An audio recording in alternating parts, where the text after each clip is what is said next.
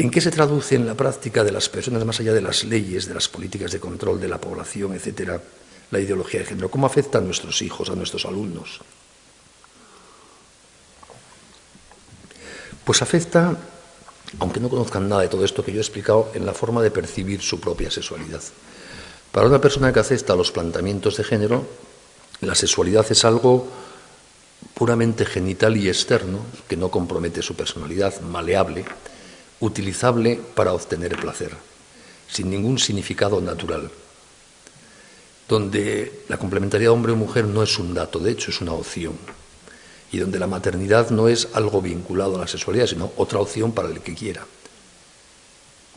Y por lo tanto, los que ven las cosas así se acostumbran desde muy pequeñitos, y eso es lo que se llama muchas veces por ahí educación sexual, a confundir la formación afectivo-sexual con el conocimiento de técnicas para obtener un mayor placer sexual.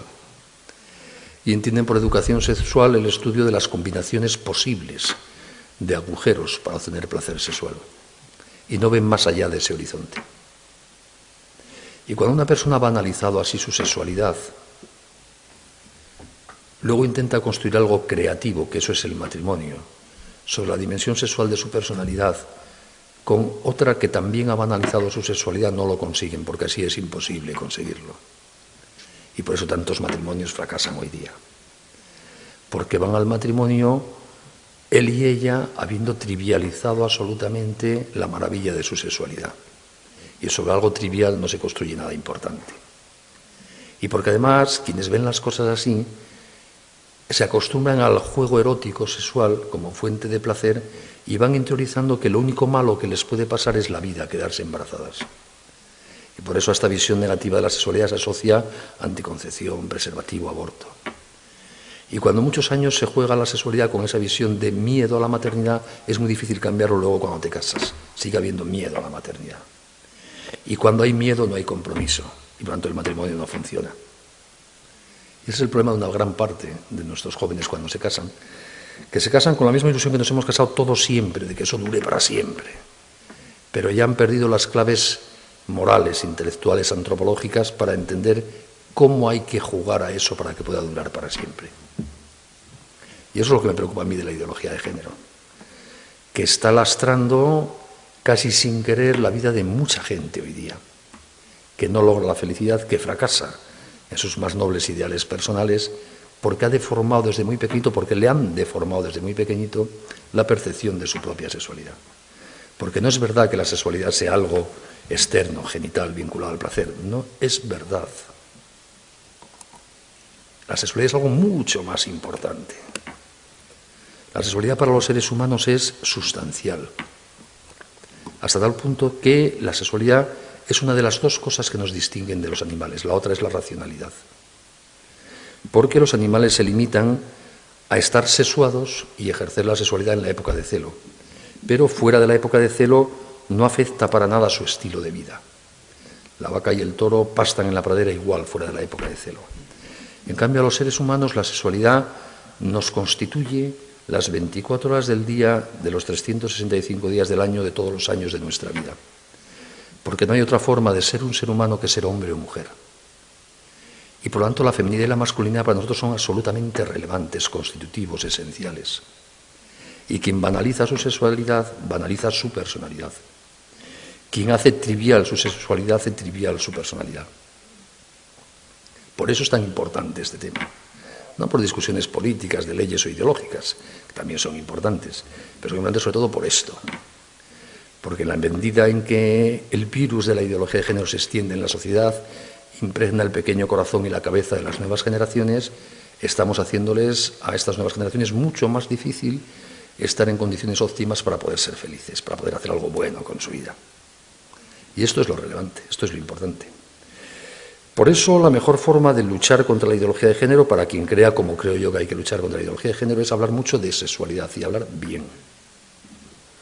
Es formar a las nuevas generaciones y a las antiguas, pero es más maleable y deformable el jovencito. A mí ya a estas alturas me van a cambiar poco mi visión de la sexualidad, ¿no? Pero hay que formar muy bien para que valoren la sexualidad, para que comprendamos que es algo muy importante, tan importante que no podemos jugar con ello, porque jugaríamos con nosotros. Algo tan importante que merece la pena cuidarlo. Algo tan relevante que merece la pena mimarlo. Algo tan importante que con ello, con nuestra sexualidad, podemos hacer lo más creativo que nunca haremos en la vida, que es crear vida. Algo tan importante que no se puede desvincular de la posibilidad de dar vida.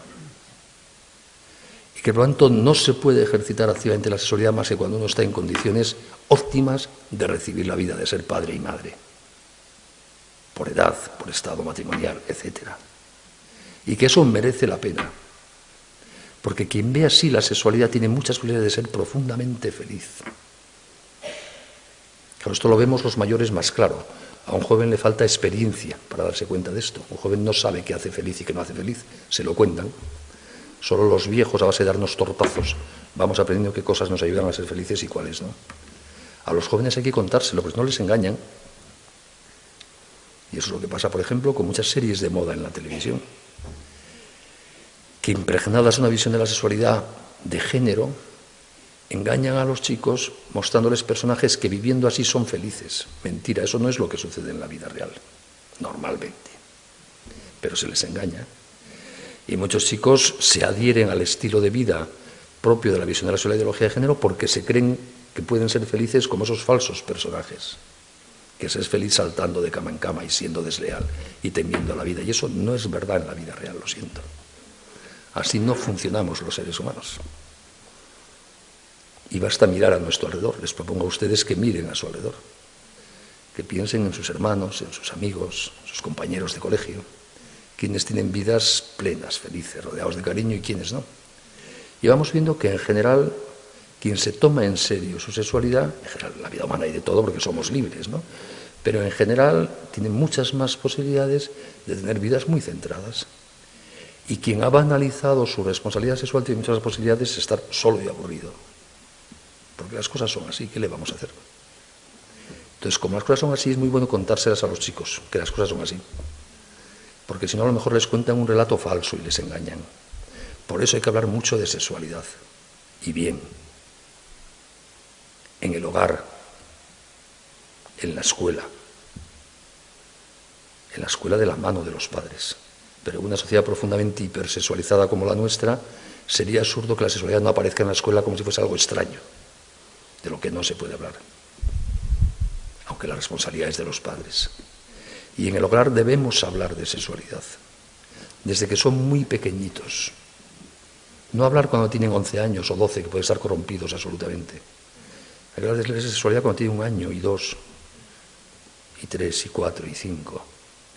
Porque hablar de sexualidad no es explicar el Kama Sutra, es hablarles del valor del cuerpo, y del sentido del pudor, y de por qué nos vestimos, y de por qué les vestimos, y de la importancia de la higiene.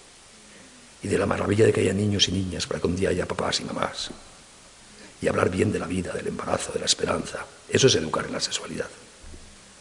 Y según crecen se les explica todo lo que tiene que ver con la sexualidad porque no hay nada malo. Es una maravilla. Qué gran daño pueden hacer a sus hijos los padres que se turban o se azoran cuando sus hijos hablan de sexualidad. Porque a la segunda vez que pase eso, el niño no volverá a hablar de sexualidad en casa. Y les hemos privado de la posibilidad de hablar de estas materias con quien les puede dar criterios sobre estas cosas. Los niños deben percibir desde muy pequeñitos que los que de verdad saben de sexualidad, los expertos mundiales número de sexualidad son papá y mamá, que son con los que hay que hablar de estas cosas, obviamente. Por eso los padres, los educadores hoy día debemos prepararnos con una especial responsabilidad para educar a nuestros hijos en esta materia afectivo-sexual. Siempre fue una obligación de los padres, pero hoy día es una obligación irrenunciable absolutamente. Porque por estar en una época, la primera de la historia de la humanidad, donde mucha gente no se aclara sobre su sexualidad, si no educamos a nuestros hijos, el gran riesgo es que ellos no se aclaren. Este riesgo no existía hace un siglo, o era mucho más minoritario, porque en general la humanidad se ha aclarado sobre su sexualidad siempre. Otra cosa es la conducta. Una vez aclarado, uno puede hacer de todo porque somos libres. Pero el criterio era claro, la gente sabía lo que es un hombre, lo que es una mujer. El sentido de la complementariedad físico-psíquica entre hombres y mujeres. La razonable apertura a la vida del sentido de la sexualidad en la especie humana. Pero esto es lo que hoy día la gente no entiende. Por eso hoy día educar en este campo es especialmente imprescindible. ¿Qué se le va a hacer? Si viviésemos en Estados Unidos en 1830, teníamos que educar a nuestros hijos sobre la igualdad de las razas. Tenemos que asentar firmemente en su corazón que negros y blancos somos igual de dignos y de humanos, porque era el problema de aquella época. Hoy día el problema es este otro, el desnorte sobre la autopercepción de la propia sexualidad provocado por los planteamientos de género. Y por tanto tenemos que centrar la educación en este tema. Y por eso maestros y maestras, profesores y padres y madres, tenemos una especial obligación de prepararnos muy bien en este campo. No podemos mirar para otro lado, porque es el problema de nuestra época. Y debemos enseñar a chicos y chicas, y debemos creernos nosotros mismos, que somos libres, también frente a la sexualidad. Que nadie es su conducta sexual. Que no hay ningún determinismo sexológico. Que uno no es lo que le apetece, lo que le tienta, aquello a lo que se orienta. Que somos libres, sexuados pero libres frente a nuestra propia sexualidad. Y que si metemos la pata podemos sacarla. Y que si vamos metiendo la pata 45 años podemos sacarla porque seguimos siendo libres. Que nadie es homosexual. Somos libres frente a nuestra propia sexualidad. Podemos tener tendencias a apetecernos, a hacer, vale, pero seguimos siendo libres frente a nuestra sexualidad. Nadie está condenado a nada. Esto es muy importante en el proceso de educación. Enseñar a los chicos y a las chicas que no tiren la toalla ante sus propios defectos y fallos. Nosotros mismos no desesperar ante sus propios defectos y fallos. No darles la sensación de que no nos fiamos de su libertad para ser mejores o que hemos perdido la fe y la esperanza en eso. Qué terrible traición es no tener fe en los que queremos, especialmente en nuestros hijos. Por muchos años que lleven haciendo cosas erróneas, que las harán, por supuesto. Faltaba más. Con los incentivos que hay, por supuesto, como las demos nosotros de vez en cuando. Y no pasa nada entre comillas, siempre que he hecho una cosa mal, uno sepa, he hecho una cosa mal, debo rectificar. Eso es amar la libertad. Lo importante hoy día, formar libertades fuertes, con criterio, para decir esto lo quiero, esto no lo quiero. Eso es educar de verdad. Es enseñar a ese niño, a esa niña que tiene un inmenso potencial para el bien y la verdad, un potencial universal, esa es la maravilla del ser humano, a conocer qué cosas son valiosas y cuáles no lo son, qué cosas merecen la pena y cuáles no merecen la pena, qué formas de vida les pueden ayudar a ser felices y cuáles no. Y ya que una vez conocida esa distinción entre lo valioso y lo no valioso, entre lo que merece la pena y lo que no merezca, que apueste en su vida por lo valioso, por lo que merece la pena. Educar es eso. Es extraer de un niño todo el potencial de bien de que es capaz y animarse a comprometerse con él. Por eso educar es dar criterio. Es enseñar a discernir lo bueno y lo malo, lo que merece la pena y lo que no merece la pena. También en materia de sexualidad. Porque no es verdad lo que dice la ideología de género de que todo es indiferente, que solo importa lo que yo quiero, mi orientación, lo que me apetece. No. Importa lo que somos. Y acomodar nuestra conducta a lo que somos. Y para eso hay que tener muy claro que consistimos en algo. Que existe eso que la filosofía siempre llama una naturaleza humana. Que no nos inventamos a nosotros mismos. Que podemos conocer con certeza en qué consistimos. ¿Qué es eso que llamamos naturaleza humana? Por tanto, podemos conocer con certeza razonable qué cosas nos hacen buenos y qué cosas nos hacen malos. Y que eso no lo decidimos nosotros mismos, lo encontramos analizando la realidad en que consistimos. Y que encontrado, conocido, lo que nos hace buenos, merece la pena apostar por intentarlo. Eso es educar también en materia de sexualidad. Por eso, y concluyo, la ideología de género no es solo hoy día una discusión para intelectuales, no es solo un problema de políticos, es un problema que debemos hacer nuestro todos aquellos que queremos a alguien y que queremos en consecuencia que sea feliz.